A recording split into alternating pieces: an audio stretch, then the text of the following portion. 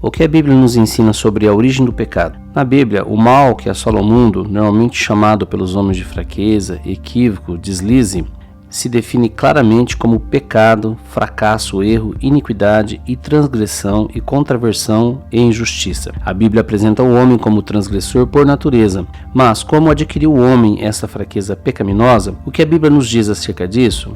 Para termos respondida esta indagação, é interessante e indispensável considerar o seguinte, que o Senhor não é o autor do pecado. Evidentemente, Deus, na sua onisciência, já vira a entrada do pecado no mundo, bem antes da criação do homem. Porém, deve-se ter o cuidado para que, ao fazer esta interpretação, não fazer de Deus a causa ou o autor do pecado. Longe de Deus o praticar, ele a perversidade e o Todo-Poderoso o cometer injustiça.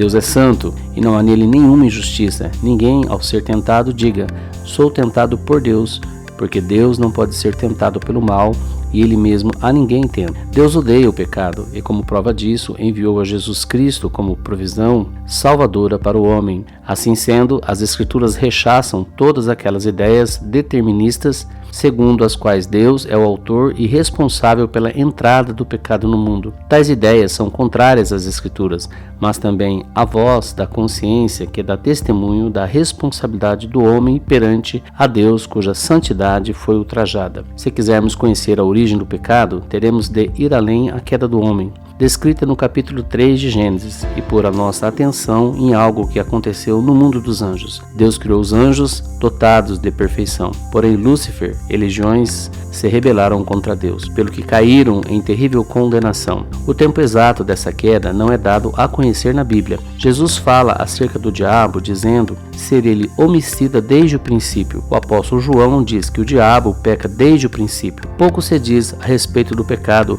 que ocasionou a queda dos anjos. Porém, quando Paulo adverte a Timóteo, no sentido de que nenhum neófito seja designado bispo sobre a casa de Deus, diz o apóstolo por quê? Para não suceder que se ensoberbeça e caia na condenação do diabo. Daí se conclui que o pecado do diabo foi a soberba e o desejo de sobrepujar ao Senhor. Se você tem desejo de conhecer mais sobre esse assunto e outros assuntos bíblicos, convido você a entrar gratuitamente no nosso grupo no Telegram para que nós possamos ali conversar mais sobre a palavra de Deus. Que Deus abençoe você.